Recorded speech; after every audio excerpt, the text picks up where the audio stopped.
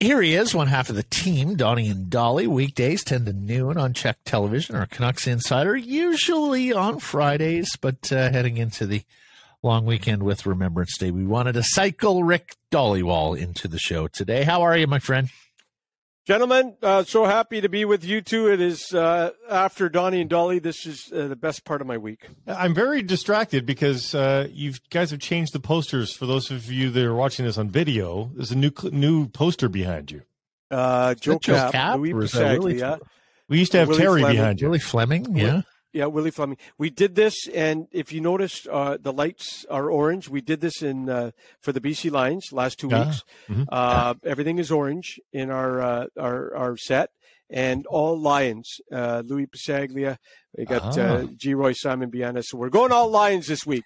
Getting Go on Lions, the bandwagon of a winner. Yes, bandwagon of a winner here with the Leos in Winnipeg on Sunday. We'll get to them in a moment, but first, to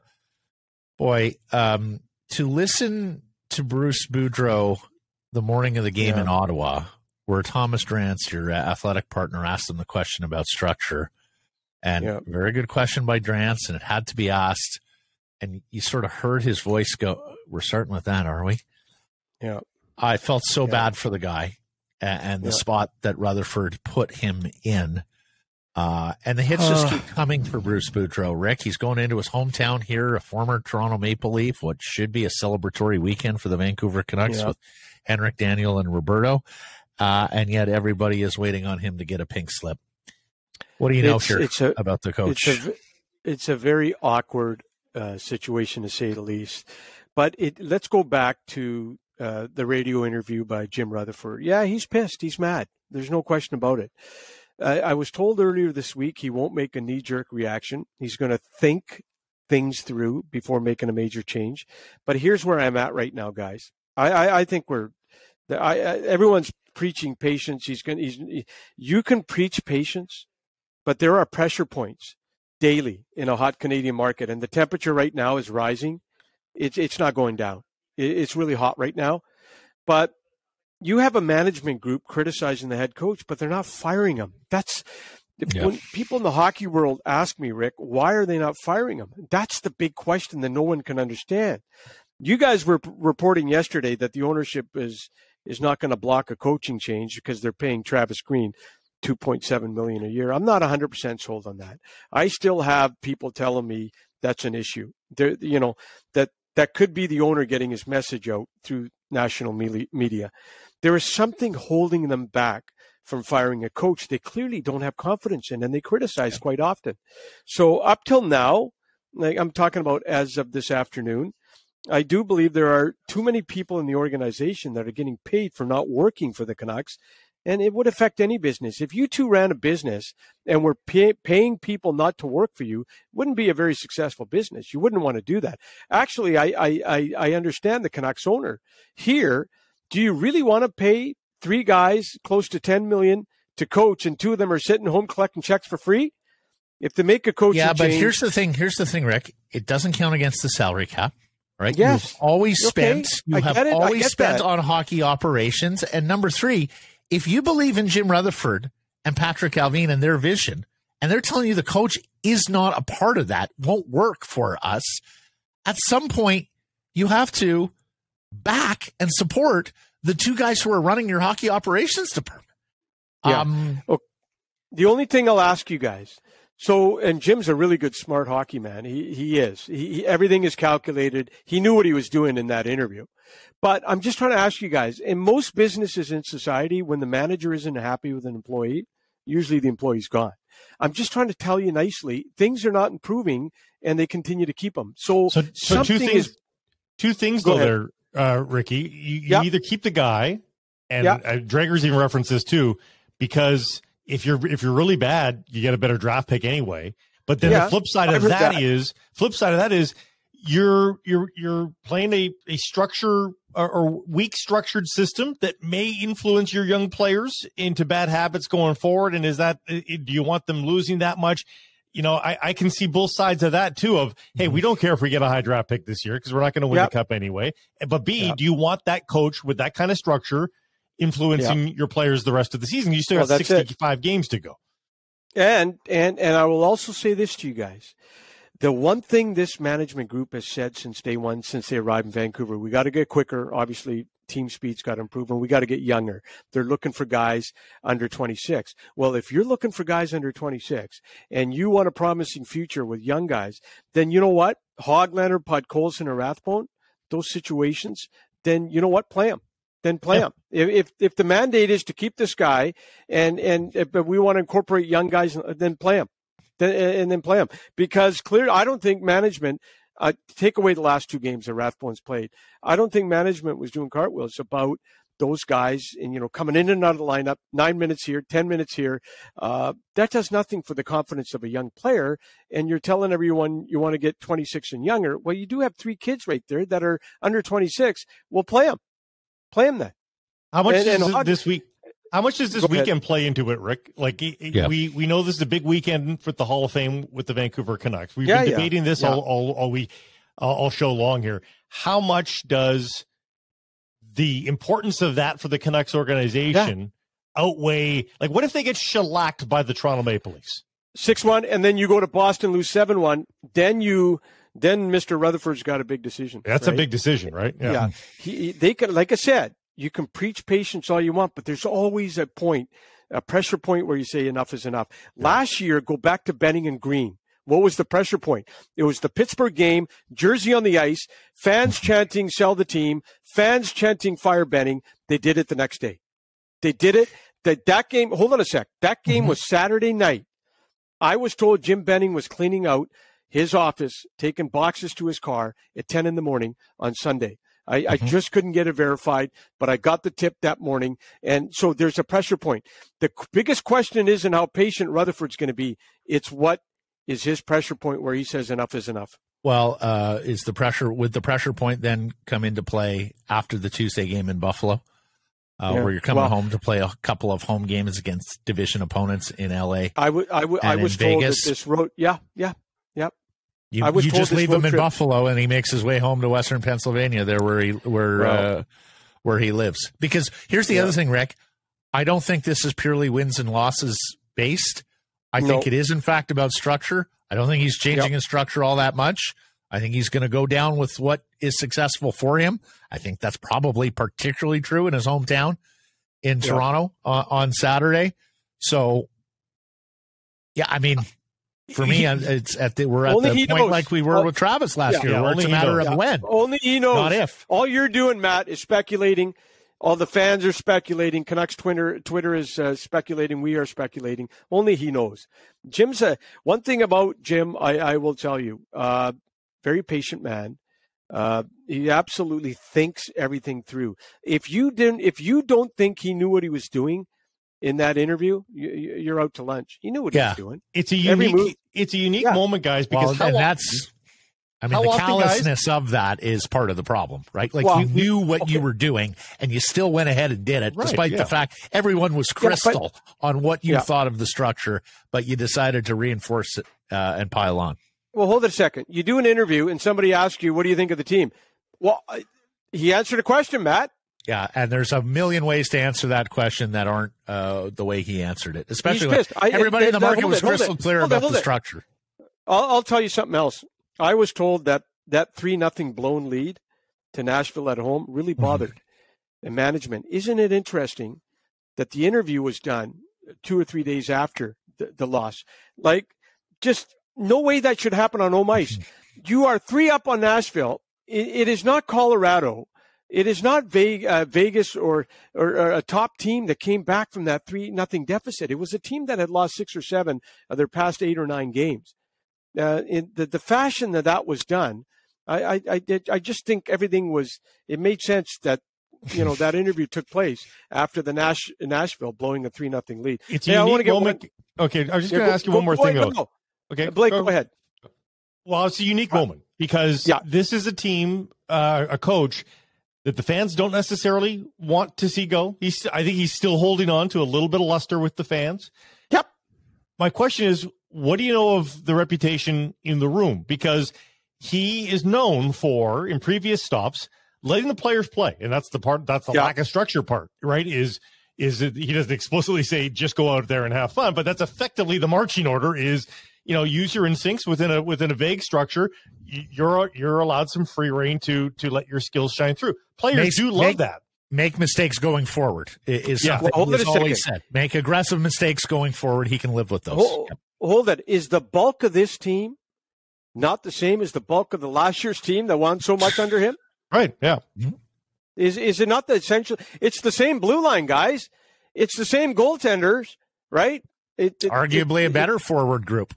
And a better forward. It's not working. One thing I want to get in make here. a save. But do the players want to see him go? Will this upset the players? No. The players are, after Jim's comments, the players came out and said, we support Bruce. But see, this is the only thing that it bothers me is you sometimes end up picking sides here. Are you with Rutherford or you're with Boudreau? And I think that puts the players in a bit of an awkward situation. But I think they respect Bruce. They, as soon as Travis got fired, where did they rattled off 8 wins or 9 in a row, didn't they? Like I don't think they hate the coach. I don't think they hate the coach. Let me get this in. One thing about this new regime, and they'll be on the job for 1 full year and a month. I think they realize it's going to take much longer to figure this out than they thought originally. Now, I want you to go back to Jim Benning, day one press conference, when he got the job as the new general manager of the Vancouver Canucks. What did he say? He said, it won't take us long to turn this around. He was at it 8 years later. And I think that my feeling is this management group thinks they feel confident they're going to turn it around, but it might take a little longer than they thought. Well, that's because they wasted last year. That's because they could have moved Miller at the deadline last year. Matt, they haven't been here a full year. No, but they had an opportunity to kickstart things last year, and they chose not to. They chose to ride out the season to see if they could desperately make the playoffs, and now they're coming back this year going, oh, it's going to take a while. Well, that's because you wasted last year, and you're in the process of wasting this year too. One other thing that I've been told is moving out bad contracts is one hell of a hard job to do unless you attach a first-round pick. You look at Monahan, Flames got rid of him, Montreal took him. Why? First-round pick attached. Yep. They're not in a position to attach first-round picks to bad contracts to get rid of them. I'll make you right. Hey, hold it. I'll make both of you the general manager. 100%. I'll make both of you the GM of the Canucks tomorrow, and I'll give you permission to go try and move OEL's contract. Have fun. No way. So is it time? Ricky, and we've made this comparison to the Colorado Avalanche a number of times about their progression during the Nathan MacKinnon era. Is it time, Rick, for the Ryan O'Reilly trade or the Matt Duchene trade of the Vancouver Canucks? Is it time for that? And for them, that's, I think it's more than Besser, because Besser is not performing at that level. I think that means a Bo Horvat or finding a suitor for JT Miller. Yep. And hey, listen, what's the conversation, guys, we're having today if Thatcher Demko is playing like Thatcher Demko last year? It's better. It's better. No, it's better. We talked about that on our show today, Ricky, that if Demko was the Demko of last year, we're talking about a middling team here. We're not talking about a team in crisis. Okay. How many 2-goal leads have they blown? Tons. I believe and it's if 5. Thatcher last year, he's getting those. He's making them win those games. Okay, I'm going to give you a Thatcher Demko update. Okay, a lot of people think he's hurt, so let me just first. I don't know if he's hurt, but I do want to get one thing off my chest. He did not have surgery on his hip last summer. There's no way. Get that out of your head. He had a minor procedure. It was not on his hip. He was given clearance after that minor procedure about 2-3 weeks later that he was 100%. He went into this training camp, I am confident, 100% healthy. So if he is hurting, capital letters if, then the team, some think he's battling something. Some think he's battling something, and maybe it would give us some reason to believe that in 10 starts he's 1-7-2. It's not the Thatcher we had last year. So if he is hurting, the team is not telling us, but I can tell you right now, he did not, capital letters not, have surgery on his hip in the summer. It was a minor procedure, and it was in the hip. Yeah, and he had clearance. He was healthy this summer. You got something on Horvat? Well, Tanner Pearson, quickly, I was told last night, early word, not good. So I just want to get that in. Second of all, Bo Horvat. Okay, So Bo Horvat's going to go to Toronto tomorrow. This is going to be a Saturday. This is going to be a special day for him, playing the Maple Leafs. It's a national TV, the whole 9 yards. His agent, Pat Morris, resides in Toronto, so common sense would tell you that he'll probably sit down with Pat Morris in Toronto on Saturday, because common sense tells you that he's there. That's what agents do, is when players go to their cities, they have meetings. So they'll map out a plan for the rest of the year for Bo, I'm going to presume. I don't have any intel that there's been a ton of negotiating or they're close or any of that stuff. I know they went a long time without talking contract. I don't have any evidence that, just because of his hot start, guys, the talks have resumed. I don't have that. But, the Canucks are also in Toronto as well on Saturday, management. So maybe they sit down with Pat Morris and try to get – the Canucks I do get the feeling from Rutherford that there's no question they want to sign Bo. They want to get it done. But I'll tell you what, if they don't get it done and he keeps scoring at this pace, they should get a pretty good damn haul at the trading deadline for him. But it's another case where that unfailing honesty might get them into a little bit of trouble when Jim Rutherford says, yeah, I know, but the hot pace also means I'll get more for him if I trade him. I mean, we're all thinking that. It's one thing for Jim Rutherford to think that, but the fact that he's saying that out loud, that has to I'm sure Pat Morris is taking notice of that too, Rick, that he's talking openly about trading the captain. Yeah. And Pat Morris, by the way, is in a very good position because Bo Horvat is going to be one of the top free agent centers on July 1st. Mm-hmm. Either way, Bo's going to get his money. I don't know what it is.